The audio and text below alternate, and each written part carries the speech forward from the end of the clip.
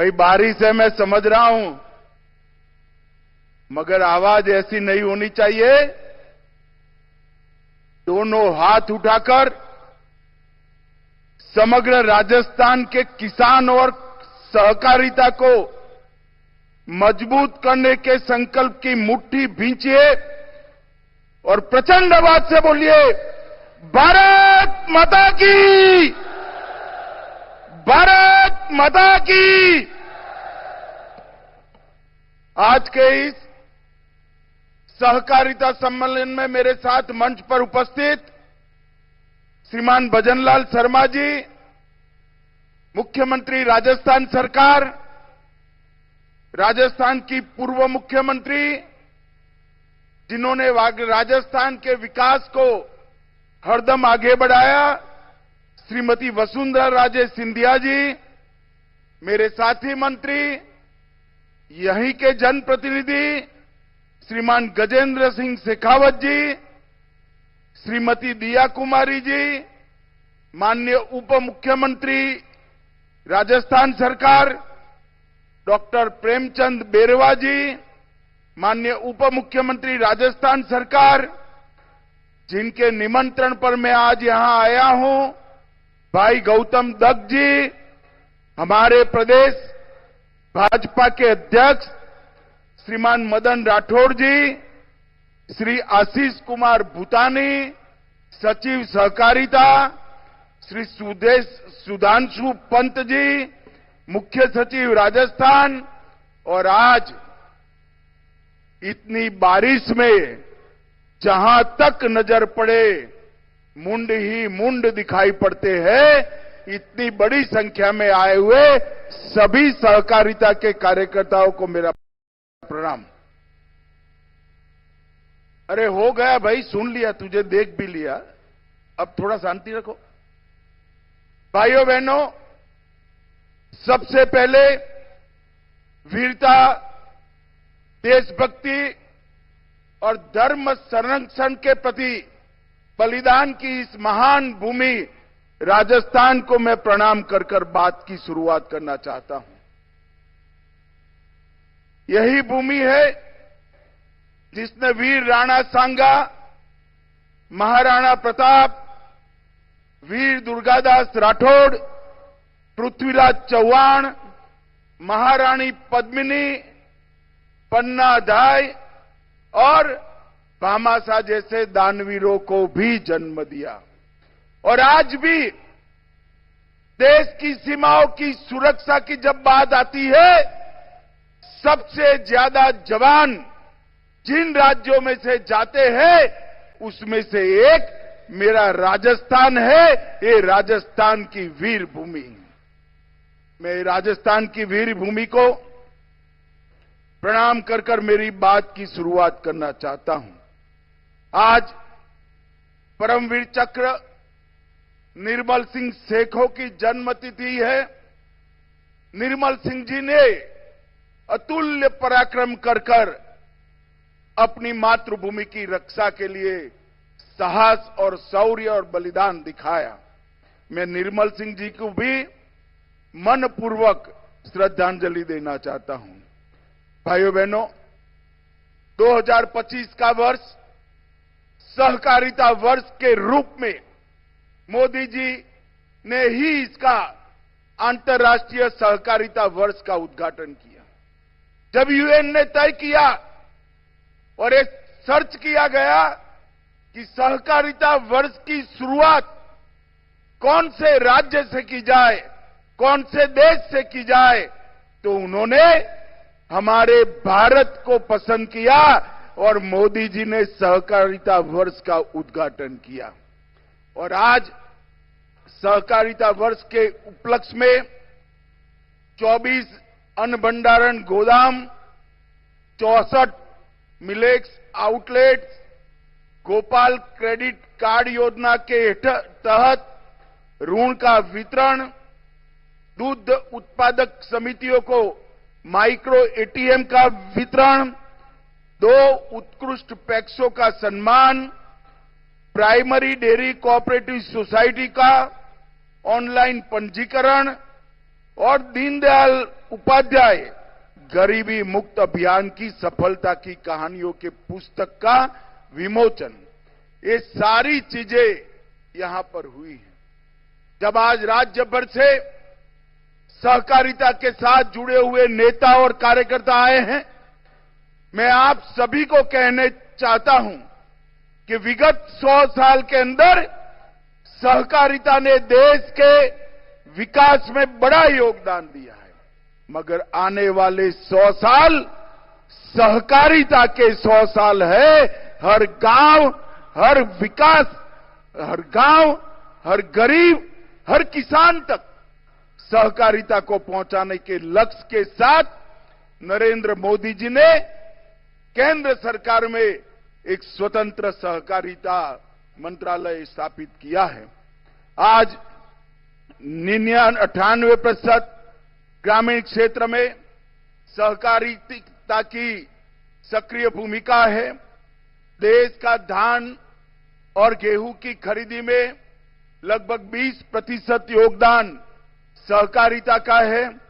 उर्वरक के उत्पादन में 35% उर्वरक सहकारिता के माध्यम से उत्पन्न होता है। 30% चीनी सहकारिता के माध्यम से उत्पादित होती है और 20% से ज्यादा फेयर प्राइस शॉप भी कोऑपरेटिव के माध्यम से चलते हैं। 8,50,000 कोऑपरेटिव के माध्यम से 31 करोड़ लोग सहकारिता से जुड़े हैं और नरेंद्र मोदी जी ने सहकारिता मंत्रालय की स्थापना की। 4 साल के अंदर हमने 61 इनिशिएटिव के माध्यम से सहकारिता को मजबूत करने का काम किया है। 2 लाख नए पैक्स बनाने का काम शुरू हो गया है, उसमें से 40,000 पैक्स बना लिए गए हैं। सभी पैक्स का कंप्यूटराइजेशन समाप्त कर दिया गया है। सभी पैक्स के मॉडल बायलॉज सभी राज्यों ने स्वीकार कर लिए हैं और इसके साथ साथ गोडाउन बनाने का काम भी शुरू हुआ है। ऑर्गेनिक प्रोडक्ट्स एक्सपोर्ट और बीज संवर्धन के लिए नई समितियां बनी हैं। दलहन, तिलहन और मक्का जो नाफेड और एनसीसीएफ के ऐप पर रजिस्टर कराता है, वो सभी किसानों का दलहन, तिलहन और मक्का एमएसपी पर खरीदने की गारंटी नरेंद्र मोदी जी ने दी है। इसके साथ साथ अगर बाजार में दाम ऊपर है तो उसको बाजार में बेचने की भी खुली छूट दी है। मित्रों, आज राजस्थान देश के कृषि विकास में बहुत बड़ा योगदान कर रहा है। ग्वार का उत्पादन 90% से ज्यादा हमारे राजस्थान में है। 46% सरसों, 44% बाजरा, 22% तिलहन और 15% मिलेट्स के साथ ये सभी उत्पादन में राजस्थान देश में पहले नंबर पर है। 18% मूंगफली के साथ दूसरे नंबर है। ज्वार, चना, दलहन और सोयाबीन में ये तीसरे नंबर पर है। और मित्रों, मोदी जी ने 11 साल में गेहूं की एमएसपी में 73% की वृद्धि, चने की एमएसपी में 82%, सरसों में 95% और मूंगफली में 82% वृद्धि करने का काम किया है। आज मैं राजस्थान आया हूं। राजस्थान को पूरा देश ऊंटों की भूमि के रूप में जानता है। हमने कोऑपरेटिव का उपयोग कर ऊंटों का नस्ल संरक्षण और ऊंटनी के दूध का औषधीय गुणों के परीक्षण पर रिसर्च शुरू किया है, जिससे आने वाले दिनों में ऊंटों के अस्तित्व पर कोई खतरा नहीं आएगा। भाइयों बहनों, आज मैं आया हूं तब आज राजस्थान सरकार ने भी इतने कम समय में ढेर सारे काम किए। ये पूरा राजस्थान पेपर लीक से त्रस्त था। एसआईटी गठन कर एक कठोर संदेश पेपर लीक माफियाओं के खिलाफ राजस्थान की सरकार ने भेजा है। ग्लोबल इन्वेस्टमेंट समिट में भजनलाल के नेतृत्व में 35 लाख करोड़ के एमओयू हुए। 3 लाख करोड़ के एमओयू पर काम भी शुरू हो गए। पेट्रोल और डीजल के वेट में कटौती की, 450 रुपये में एलपीजी का सिलेंडर दिया और इसके साथ साथ राम जल सेतु लिंक परियोजना, नवनेरा बैराज, ताजेवाला हेड हरियाणा से पानी लाने के लिए यमुना का डीपीआर मंजूर किया गया और ढेर सारे गांवों में हर घर तक जल जीवन मिशन से पानी पहुंचाने का काम किया गया। नरेंद्र मोदी सरकार ने 11 साल के अंदर 60 करोड़ गरीबों के लिए घर, शौचालय, बिजली, गैस, 5 किलो मुफ्त अनाज और इसके साथ साथ 5 लाख तक की फ्री दवाइयों का और इलाज का व्यवस्था नरेंद्र मोदी जी ने किया है। ये सारी योजनाओं का क्रियान्वयन भजनलाल जी के नेतृत्व में राजस्थान में बहुत अच्छे तरीके से होता है। मगर मैं भजनलाल जी को एक और काम के लिए भी बधाई देना चाहता हूं।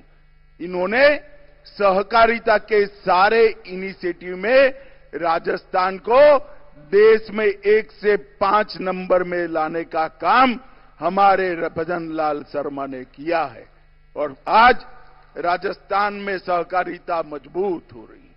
मोदी जी के नेतृत्व में देश 11वें नंबर पर से 4थे नंबर का अर्थतंत्र बन चुका है। इसके साथ साथ 27 करोड़ गरीबों को गरीबी रेखा से ऊपर लाने का काम भी हमारे नेता नरेंद्र मोदी जी ने किया है। परंतु नरेंद्र मोदी जी ने सबसे बड़ा काम किया है देश को सुरक्षित करने का। और जो कांग्रेस के राज में ये देश आए दिन आतंकवादी हमलों से त्रस्त था। पहले उरी में हमला हुआ, मोदी जी ने सर्जिकल स्ट्राइक की। पुलवामा में हमला हुआ, एयर स्ट्राइक करी और पहलगांव में हमला किया। ऑपरेशन सिंदूर कर पाकिस्तान के घर में जाकर आतंकवादियों के परछत्ते उड़ा दिए और एक मजबूत संदेश पूरी दुनिया को भेजा है कि भारत के नागरिक, भारत की सेना और भारत की सीमा इसके साथ छेड़खानी नहीं करते वरना नतीजे भुगतने पड़ते हैं। और मोदी जी ने ये संदेश देकर एक समृद्ध, सुरक्षित और विकसित भारत के स्वप्न को सच्चा करने का, जमीन पर उतारने का काम किया है। भाइयों बहनों, आज सहकारिता क्षेत्र के इस सम्मेलन के माध्यम से इतनी विपरीत मौसम में भी आप सभी लोग इतनी विशाल संख्या में यहां आए हो।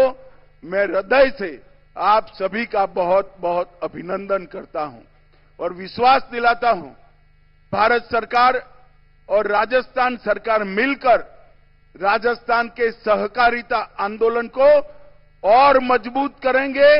न केवल मजबूत करेंगे, 2047 में जब भारत आजादी की शताब्दी मनाएगा उस वक्त हमारा राजस्थान का सहकारिता क्षेत्र पूरे देश में 1 नंबर पर हो।